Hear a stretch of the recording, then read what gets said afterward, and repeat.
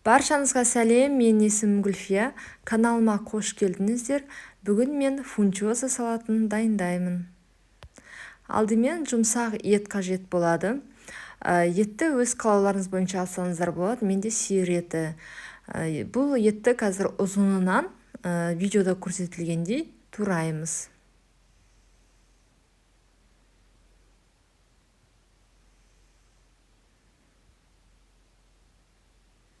Етті жіңішке қылдырып турағандарыңыз дұрыс. Сол кезде әдемірек болады.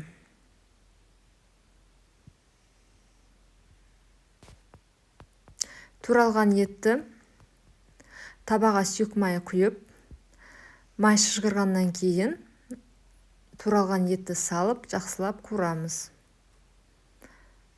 Жоғарғы отта қуырамыз жақсылап.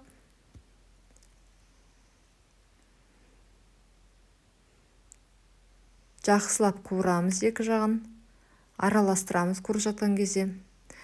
Крышкасын жауып, қуырылғанша біз енді пиязды тураймыз.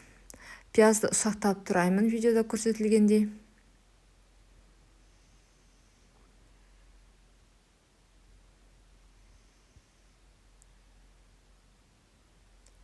Енді қияр тураймыз.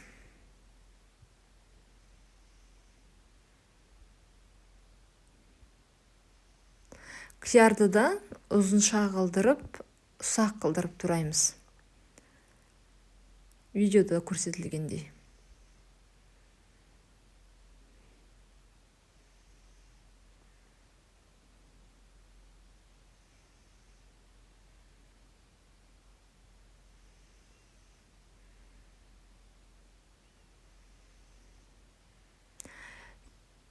Содан кейін тәтті бұрышты ұзынша қылдырып, ұсақ қылдырып тураймыз.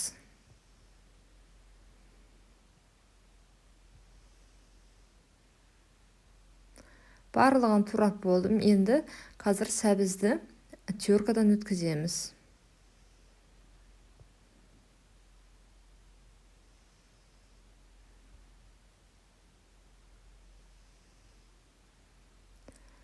Ет жақсылап тұрып қуырылды. Енді осы табаға жуаны саламыз. Тағы да жақсылап жуанмен етті қуырамыз.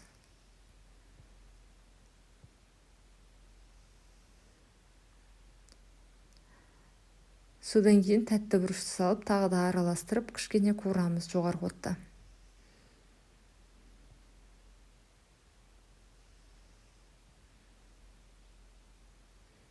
Сәбізді саламыз осы табаға. Жақсылап араластырып, қуырамыз бәрін бірге. Қуырғанға 2-3 минуттай уақыт кетеді. Қатты қуырып жібермеңіздер.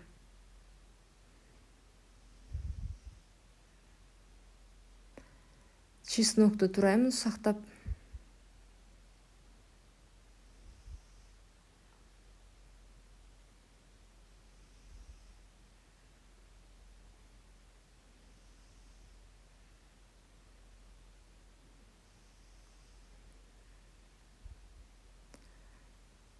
Туралған чеснок табаға салып, жоғарғы отта жақсылап қуырамыз. Қатты қуырылып кетпесін. Енді қияр саламыз. Қияр салғаннан кейін ары кетсе бір минуттай араластырып қуырамыз.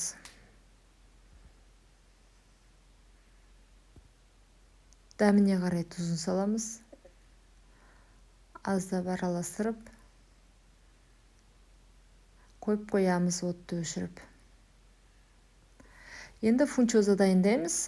Қайнап тұрған суға фунчозаны 3-4 минутқа қайнатып аламыз. Фунчоза толығымен жібіп пісуі керек. Мен фунчозаның жіңішке түрін алдым. Негізі басқа түрлерде көп. Өз қалауыңыз бойынша алсаңыз болады. Енді дайын фунчозаның суынан алып аламыз. Осы фунчозаның үстіне жаңа табадағы қуырылған көкөністерді саламыз.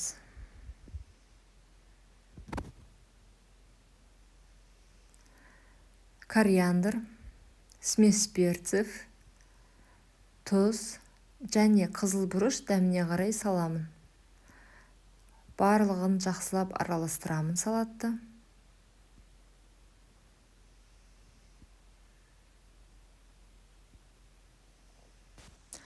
Салатты қолмен араластырсаңыздар да болады. Мен осындай ағаш қасықпен жақсылап араластырамын.